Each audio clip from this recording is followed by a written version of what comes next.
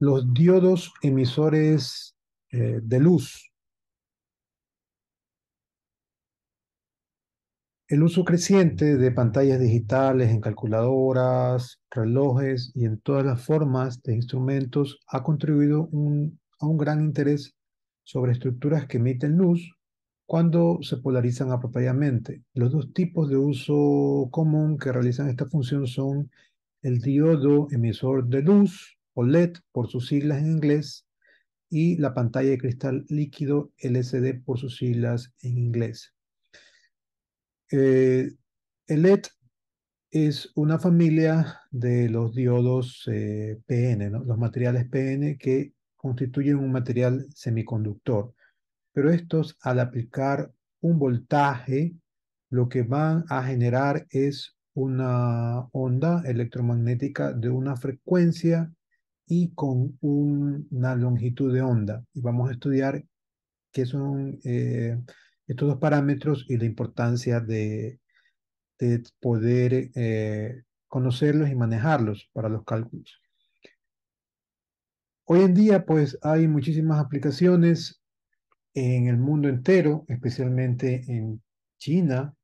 Ya los letreros de publicidad pintados fijos son historia y estamos viendo en la actualidad, aquí en nuestra ciudad, en Guayaquil, por ejemplo, que hay mucha publicidad externa basada en pantallas muy grandes y son o tienen la estructura de estos LEDs, tal como los ven aquí, están armados aquí, solo con tres colores, pero dependiendo de la intensidad de voltaje de la corriente y la combinación, generan más colores, teniendo una gama muy amplia de colores, por lo que se ve la imagen a la distancia, un pixelado muy bueno, una resolución muy buena, a pesar de que son estos paneles, ¿no? Son paneles separados, son paneles de plástico y tienen la separación de los LEDs.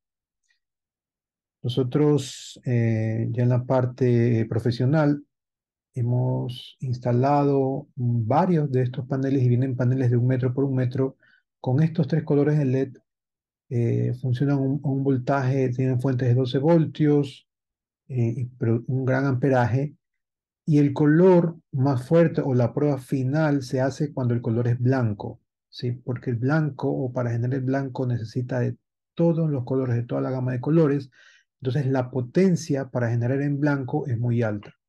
Si ustedes tienen un televisor LED y si ponen una pantalla blanca, por ejemplo en YouTube pueden poner pantalla blanca o en su computador, en ese momento es cuando el equipo más va a consumir, ¿sí? Entonces el color blanco de los equipos que, tanto en las pantallas LCD o las pantallas LED, que emiten es el que va a consumir mayor potencia, porque es el que necesita mayor intensidad y la mayor gama de colores.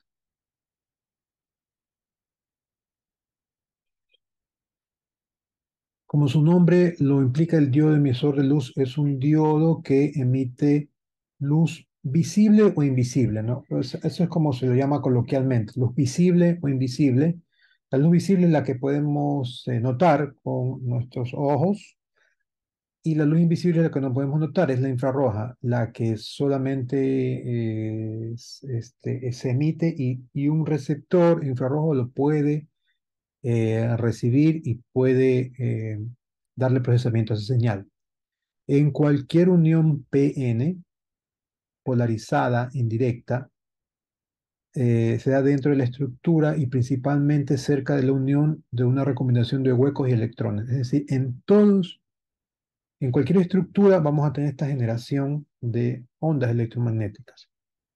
Esta recombinación requiere que la energía procesada por los electrones libres se transforme en otro estado en todas las uniones PN semiconductoras. Una parte de esta energía se libera en forma de calor y otra en forma de fotones, ¿sí? Una parte se libera en forma de calor y otra de fotones.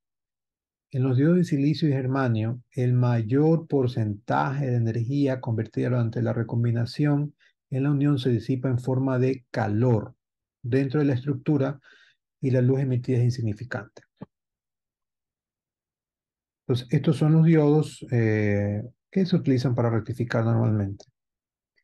Por esta razón, el silicio y el germanio no se utilizan en la construcción de dispositivos LED. Por otra parte, los diodos construidos de arseniuro de galio emiten luz en una zona infrarroja. Espera un momento. En una zona infrarroja invisible durante el proceso de recombinación en la unión PN, ¿no? Entonces, esta simbología GaAs es galio, el Ga, y es el arseniuro AS. Entonces, esta combinación es lo que emiten, pero en la zona infrarroja, en la zona invisible. Aun cuando la luz no es visible, los LEDs infrarrojos tienen numerosas aplicaciones donde la luz visible no es un efecto deseable. Estas incluyen sistemas de seguridad, procesamiento industrial, acoplamiento óptico, controles de seguridad, como de puertas de cocheras, centros de entretenimiento doméstico, donde la luz infrarroja del control remoto es un elemento de control. Una serie de aplicaciones. Vamos a ver al final de esta teoría, vamos a ver unos videos de proyectos que he realizado muy sencillos, pero para que quede completo la utilización y la aplicación. Mediante otras combinaciones de elementos se pueden generar una luz visible coherente. ¿Sí? En la tabla 1.8 proporciona una lista de semiconductores compuestos comunes y la luz que generan. Ambas comprenden también el intervalo de potencia de polarización indirecta de cada uno. Esto es muy importante. O sea, vamos a ver aquí una tabla donde tenemos el color, ámbar, azul, verde, naranja, rojo, blanco, amarillo, la construcción, tenemos ALINGAP, ¿sí? Aquí tenemos algunos nombres que podemos sacar la construcción del elemento. El Ga es el galio, ya habíamos visto. Al es el aluminio, As es el arseniuro, ¿no? Entonces ahí tenemos aluminio, galio, la P es fósforo, la In es el indio, que es un elemento, y la N es nitrógeno. Entonces ahí tenemos todas las combinaciones. Por ejemplo, este es de galio-nitrógeno para formar el azul, galio-fósforo para formar el verde, ¿sí? Galio con arseniuro y fósforo para formar el naranja. El rojo es galio con arseniuro y fósforo también. El blanco es galio con nitrógeno y el amarillo es aluminio, indio, galio, fósforo. Aquí ustedes ven la intensidad de los voltajes, ¿sí? Esto es un voltaje típico en directa. Cuando se genera luz blanco es 4.1. Aquí vemos que el azul también genera bastante voltaje, o sea, necesita un voltaje de 5 voltios. Y aquí tienen que tomar en cuenta para los cálculos o resolución de los problemas con diodos, cuál es el color que van a utilizar. Porque de acuerdo al color van a utilizar un voltaje o se tiene que poner un voltaje, ¿no? Cuando hablamos de un diodo de silicio es 0.7, cuando es germanio 0.3. Si dicen vamos a utilizar un diodo verde, diodo de color verde, ya saben que el voltaje típico en directo, o sea, la polarización directa para que se encienda va a ser 2.2 voltios. Entonces nunca van a tener un voltaje igual para cada color, ¿no? Entonces yo tengo proyectos con diferentes colores, cada diodo me va a consumir, diferentes voltajes.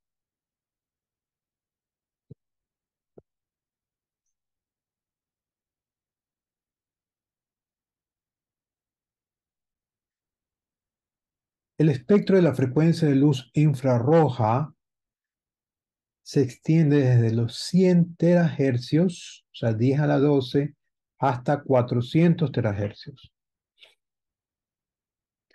Con el espectro de luz visible es que es desde aproximadamente 400 hasta 750 terahercios. Son valores aproximados en este primer punto.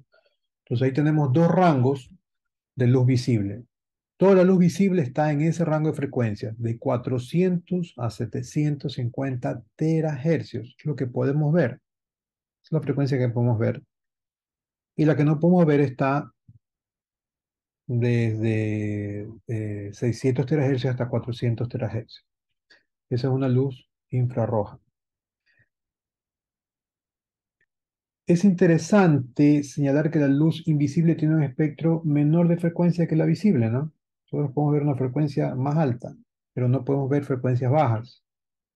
En general, cuando hablamos de la respuesta de dispositivos electroluminiscenses, nos referimos a longitudes de onda y no a su frecuencia, ¿ok? Entonces, cuando se habla de los dispositivos de luz, no hablamos de frecuencia, hablamos de longitud de onda. Y la longitud de onda está dada por esta fórmula, ¿no? Entonces, lambda es igual a c sobre f, donde c es la velocidad de la luz y f es la frecuencia.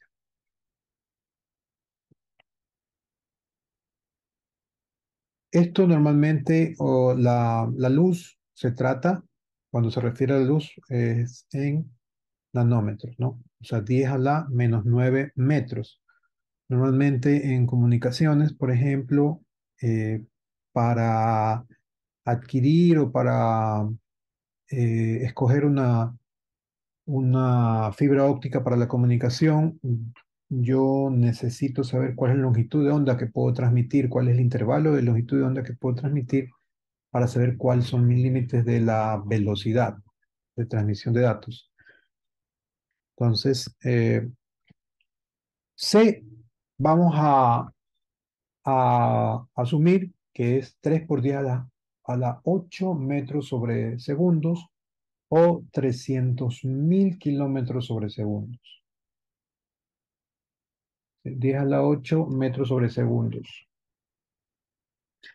La frecuencia es igual a hercios, la longitud de hercios y la longitud de onda en metros, ¿no? Entonces, cuando tenemos este contacto, cuando estamos polarizando, ¿no? Con más la parte P y con menos la parte N, vamos a tener estas polarizaciones y cuando ocurre esto, ¿sí?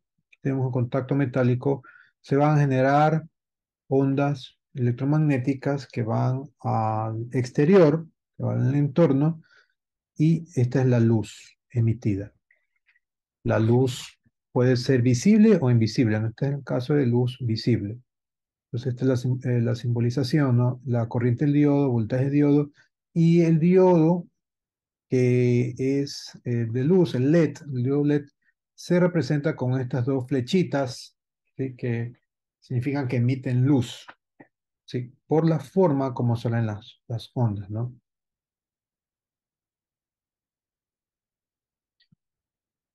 Determine la longitud de onda en el intervalo de frecuencia de luz visible, ¿no? Un ejemplo para el cálculo. Entonces, ¿cuál es la longitud de onda de la cual estamos hablando cuando tenemos la luz visible, ¿no? La que llamamos visible. Bueno, primero tenemos que recordar esto, ¿no? Que la luz visible está desde 400 hasta 750 terahercios, ¿sí? Esto es un dato que deben recordar o deben de ubicarlo bien. La luz visible está entre 400 y 750 terahercios. Los datos que tengo es la velocidad de la luz, que es 3 por 10 a la 8 metros sobre segundos. Eh, la frecuencia en hertz, la longitud de onda en metros. ¿Cuál es la fórmula? Lambda es igual a C sobre F. Entonces, con esos datos, primero tenemos que convertir a nanómetros, ¿sí? Entonces, la velocidad de la luz sería en nanómetros 3 por 10 a la 17 nanómetros sobre segundos, porque la longitud de onda para la luz tengo que expresarla en nanómetros. Luego calculo con el lambda directamente y tengo que lambda es igual, bueno, a 3 por 10 a la 17 nanómetros sobre segundo sobre 400 por 10 a la 12, ¿no? Que son hertz. ¿Sí? Y tengo 750 nanómetros, directamente nanómetros. Así es como se sugiere que hagan los cálculos cuando se trata de luz para que directamente les salgan nanómetros, ¿no? Convertir la velocidad, nanómetros sobre segundos, y ahí sí vamos a obtener directamente un resultado con los nanómetros que necesitamos. Entonces, en 400 terahercios tengo 750 nanómetros de longitud de onda y en 750 terahercios voy a tener 400 nanómetros.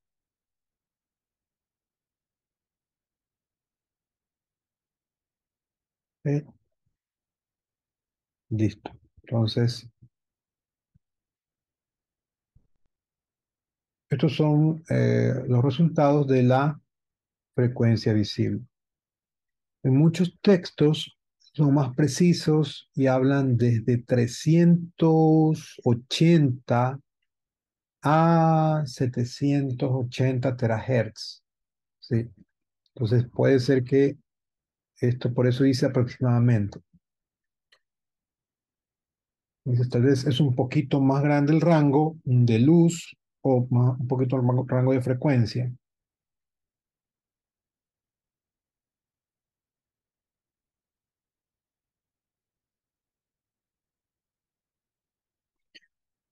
O sea que sí está bien. Claro, a ver, esto de aquí es lo primero el paso uno es el primero que deben hacer. ¿Sí? ¿Por qué? Porque ya no van a utilizar metros sobre segundos, sino nanómetros sobre segundos. Entonces ya pueden utilizar 3 por 10 a la 17 nanómetros sobre segundos, que es la velocidad de la luz, y este valor lo reemplazan directamente con la frecuencia y listo. Y ahí les va a salir el valor en nanómetros simplemente, porque hercios es 1 sobre segundo, entonces se cancelan los segundos y vamos a tener directamente unidades de distancia. Ok, entonces esa es la longitud de onda en el intervalo de frecuencia visible, es lo que podemos ver. Vamos a ver frecuencias de esta longitud de onda. Son muy, muy, muy pequeñitas, ¿no? 750 nanómetros. Es muy, muy pequeño. Se denomina espectro, el espectro, a la distribución de las ondas electromagnéticas. Solo una pequeña parte en el rango que va entre 380 y 780 nanómetros. Esto es un poco más preciso, ¿no? Es visible para el ser humano. Este rango es el que denominamos luz visible. La distribución espectral de una fuente de luz determina tanto su temperatura de color como su reproducción cromática. Según el tipo de producción de la luz, se podrán diferenciar los espectros de acuerdo con unos tipos básicos, ¿no?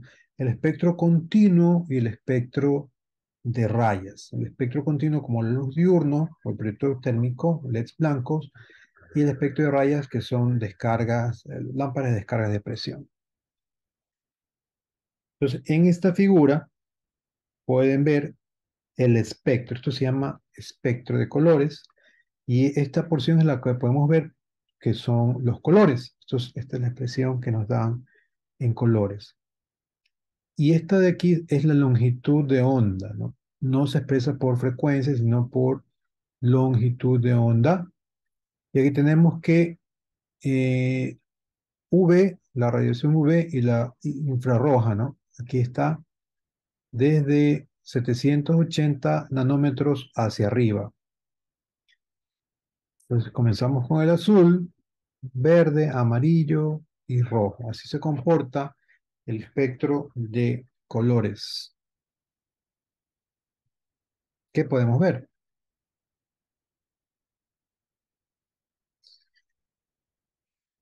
La luz visible es una región muy estrecha, pero la más importante, ya que nuestra retina es sensible a las radiaciones de estas frecuencias. La luz visible es una región del espectro electromagnético comprendida entre 780 y 390 nanómetros. Este es un artículo o parte del artículo de otro texto donde señala con más precisión, dice 780 a 390 nanómetros, es lo que podemos ver. Las diferentes sensaciones que la luz produce en el ojo se denominan colores. Dependen de la frecuencia o de la longitud de onda electromagnética y corresponden a los siguientes intervalos para una persona promedio. Entonces aquí tenemos los colores, ¿no?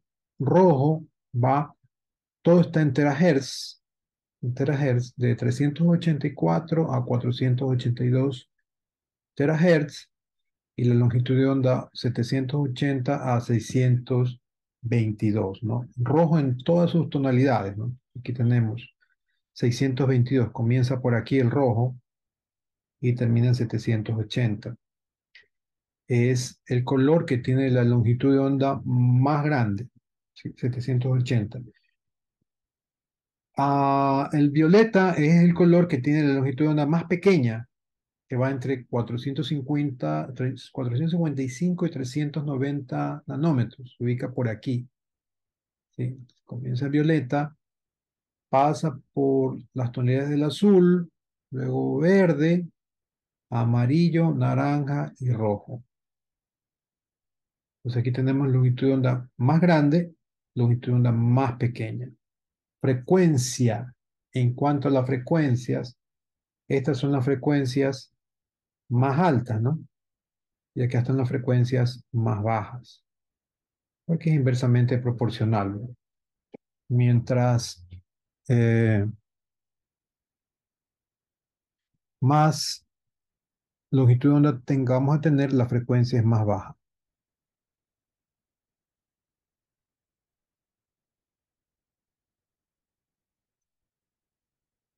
Aquí se grafican mejor las ondas de diferentes colores con su tonalidad. ¿Verdad? Tenemos una tonalidad rojo, naranja, amarillo, verde, azul y violeta. Y como podrán ver, ¿no? La longitud de onda. La longitud de onda es el tiempo, mejor dicho, no es el tiempo, es la longitud en metros del periodo, ¿no? En la que se repite. Tenemos el violeta, ¿sí? Si trazamos una línea aquí, vamos a ver que es el más pequeño de todos, ¿no? Con 422 nanómetros.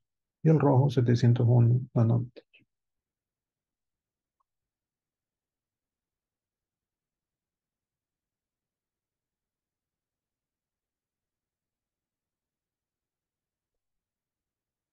También lo podemos ver de esta forma.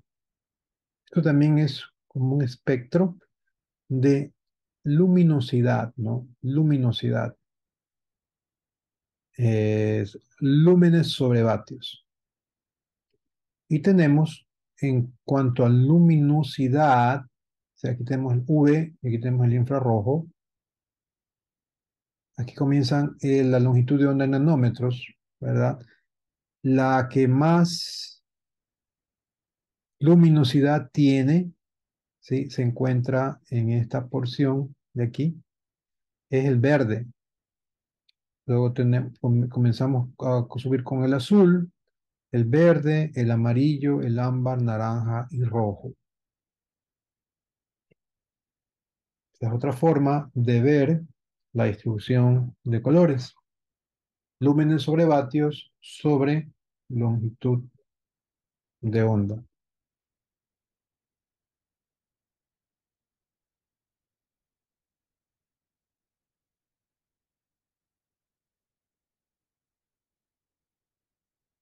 En el comercio, en el mercado, cuando adquirimos un LED, tenemos que ver la hoja de datos, ¿no? Aquí tenemos un LED con diferentes parámetros. Primero, la temperatura de operación siempre va a ser una temperatura de 25 grados centígrados, ¿no? Siempre va a estar referenciado a una temperatura ambiente de 25 grados centígrados. Entonces, con 25 grados centígrados vamos a tener estos datos. Disipación de la potencia, que es el producto del voltaje por la corriente a la que está sometido el diodo, en milivatios, no 120 milivatios. Esta es una corriente promedio indirecta, 20 miliamperios, más o menos pasan por un LED. Corriente directa en pico, 60 miliamperios, ¿sí? Intervalo de temperatura de operación, puede operar entre menos 55 hasta 100 grados centígrados. Y también se puede almacenar entre esas temperaturas y temperatura de soldadura de 230 grados, ¿no? En 3 segundos. Características ópticas, eléctricas ópticas. Entonces, aquí tenemos intensidad luminosa axial, mínimo 3, mediana 10 miliamperios. Tenemos incluso ángulos, ¿sí? El ángulo de luminosidad donde va a iluminar, ¿no? ¿Cuál es el ángulo de apertura del LED? Eso es muy importante porque a veces estamos como beams, ¿no? Es para las aplicaciones industriales o para el control remoto. Aquí tenemos la longitud de onda de 635 nanómetros. Esto es una dominante. Tenemos un rango, ¿no? Siempre va a ser un rango porque va a emitir varias ondas electromagnéticas y vamos a tener rangos. Por eso habla de rangos y una longitud de onda dominante. Velocidad de respuesta, resistencia térmica, voltaje en directa, 2.2, ¿sí? 2.2, etcétera. Esos son datos que yo encuentro en la hoja, y esto es un rojo, ¿no? Rojo está en 2.2, que va de acuerdo a la tabla que ya hemos visto, ¿no? Como máximo 3 voltios.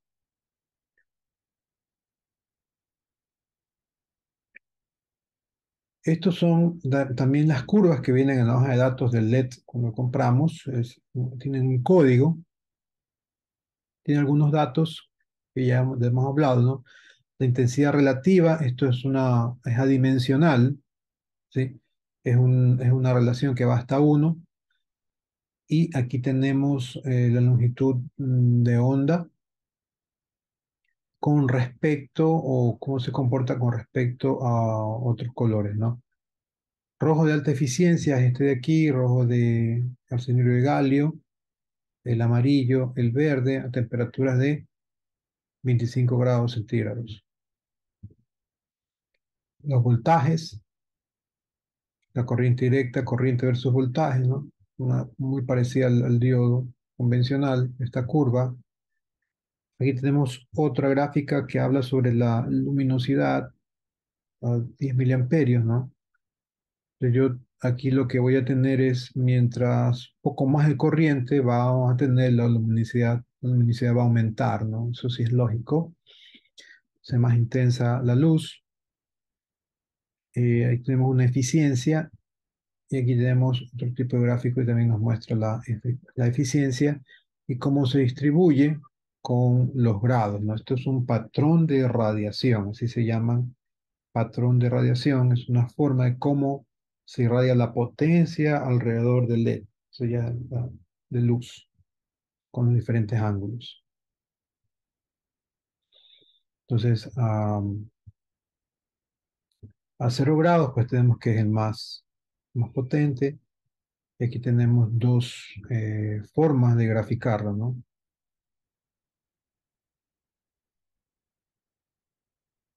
Estas son las aplicaciones más comunes para, por ejemplo, los display que vienen en muchos equipos electrodomésticos.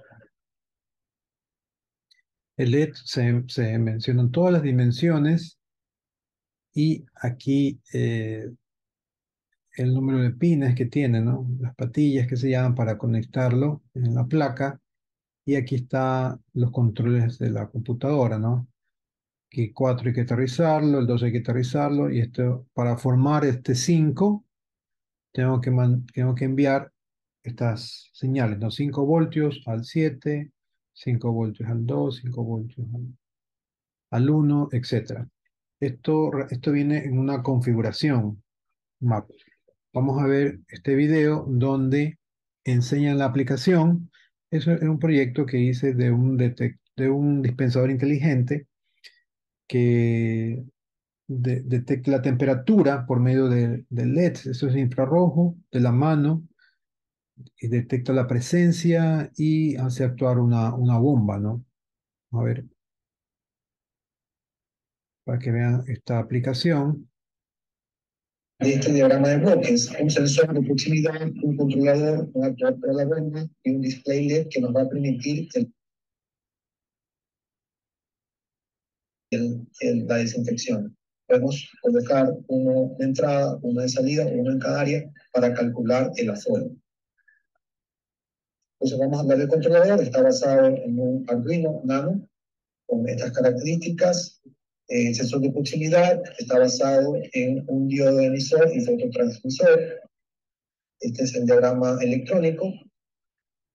El display LED es un display de 8 segmentos, de 7 segmentos, para ver la cantidad de usos que ha tenido el dispensador. Y por último, la bomba es una bomba pequeñita para poder efectuar. Entonces, este ya es el prototipo realizado. Tenemos el sensor de proximidad, que están por aquí los LEDs, el controlador, que es este Arduino, el display está por aquí, y la bomba se ve más abajo en la siguiente foto. Y tenemos dos videos para presentar.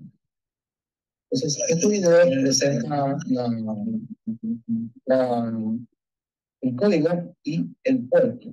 ¿Sí? Esto es lo que está pasando en Arduino. Están midiendo la detección o el índice de detección, y cada vez que se acerca la mano aumenta, y eso va a hacer por código que se active la bomba, ¿no? Eso lo está probando primero en la programación, es una prueba local, y luego vamos a ver un video de la prueba ya con el desinfectante.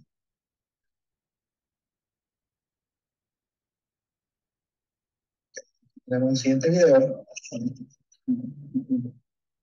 el prototipo que ponemos en display, y va a marcar las veces que fue utilizado.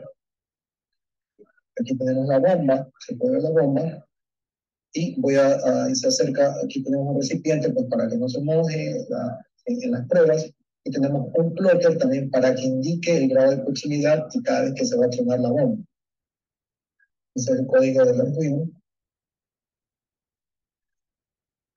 Aquí tenemos, es una prueba real, que fue filmado ayer, y está listo para ponerlo en la facultad y probar y seguir investigando.